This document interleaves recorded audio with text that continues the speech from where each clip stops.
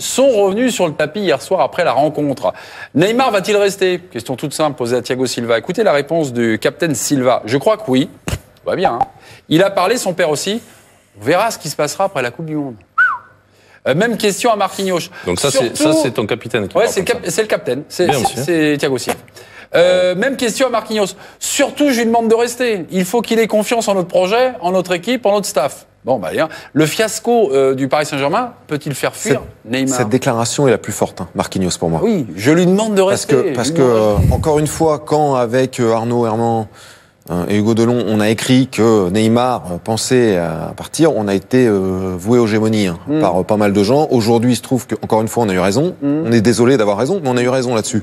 Parce que les joueurs, ce qu'ils disent, s'ils le disent, c'est pas Adrien Rabiot qui le dit ou c'est pas le Brésilien. C'est pas de Brésilien. Je lui demande de rester. Je lui demande de rester. Il y a une clause quand même. Il y a une clause, il y a quelque chose. Il y a une clause. Je sais pas. En France, t'as pas le droit. Non, mais je sais pas. Je suis obligé d'avoir une clause. Ils ont acheté 220 millions. Je sais pas. En tout cas, ce qui est sûr, c'est que le PSG n'est jamais allé. C'est pas valable en France. Non, mais c'est pas valable en France. C'est pas. Mais peu importe. Je pense que si Neymar a décidé de se barrer, il partira. Il partira. Bah, peu importe qu'il ait un contrat ou pas un contrat. Olivier Rouillet, parce qu'il ira au bras de fer. Et que le PSG. On verra. On verra si le PSG est capable de gérer un bras de fer avec Neymar. C'est là où on va voir s'il passe un cap. On verra. Parce qu'il le ferait pas. Déjà, on va voir s'il veut vraiment se barrer, s'il va passer à l'acte ou pas. Mais par rapport à la question de Mémé, je pense que ce qui s'est passé hier n'est pas en tout cas une motivation supplémentaire pour rester. Ce que tu dis, c'est peut-être la plus forte, celle de Marquinhos, mais moi la plus scandaleuse. C'est Silva. Mais c'est celle de Silva, moi. C'est Silva. Mais même ce qui se passera après la Coupe du Monde, suspense. Non, mais comment tu peux dire des trucs pareils en tant que capitaine? Mais déjà, tu dois pas répondre à ce message. Tu dois pas répondre à la question. Tu parles avec lui, je veux bien, mais envoyer ce message comme ça. La première des choses, c'est que tu ne réponds pas. Oui, ça veut bien dire qu'il y a quand même Écoutez, Olivier Rouillet. Bah oui, non, mais c'est tout. Tu réponds pas à la question. Parce que ça veut dire que déjà, t'es toi-même, si tu réponds à la question et que tu réponds par les termes dont. Non, mais même, tu mets le club en porte-à-faux, là. Oui, mais complètement. Mais ça veut dire que, et puis toi, t'es dans le doute le plus total. Surtout pas, on ne parle pas de ça. Ça, ça fait pas état. Même si on est tous persuadés que Neymar, il est deux passages. Parce qu'il y a quand même peut-être ultra rapide au Paris Saint-Germain. Non, mais il y a un problème, tu le sais, c'est le fair play financier quand même qui arrive en juin. Ils vont pas se balader là, parce que on m'annonce le grand changement des ventes et des arrivées. Pourquoi pas? Mais ils sont quand même dans la panade. Il y a pas énorme, non? Bah non, j'ai revu un article sur un tabir où ils sont dans les taux là quand même. Mais combien tu disais, Damien? 70, non? Bah, c'était 70 avant la vente, un peu plus, entre 70 et 80. Écoute bien, ils perdent 25 millions d'être éliminés en 8e. Mais il allait te le dire. C'était 70-80 avant la vente de Lucas. Bon, la vente de Lucas, il y a 28. C'est 28, il y a des bonus. Il y a Guedes qui devrait partir.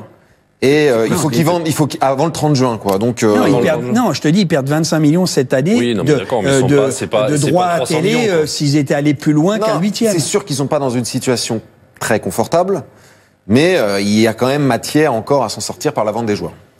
Neymar, à présent. Neymar, avec l'indiscrétion que vous me donnez, Neymar Conte, est-ce que ça, c'est un signal? Parce qu'on connaît quand même Antonio Conte à Chelsea, comment ça se passe, ça Thierry? se passe pas très bien. C'est-à-dire, c'est quelqu'un de très clivant.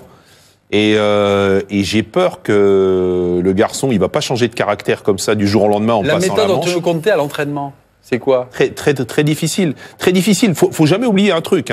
Chelsea était champion l'année dernière, grâce aussi à un garçon qui s'appelle Diego Costa, qui a été jeté comme un malpropre à l'intersaison par Antonio Conte, qui avait été quand même un des artisans principaux du titre.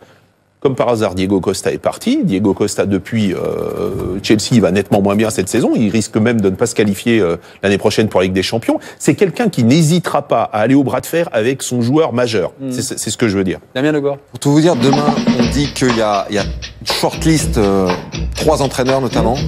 En un, Conte, puisque le contact est établi. Mais effectivement, en interne, il y a quand même des doutes sur la relation que pourrait avoir Conte avec Neymar.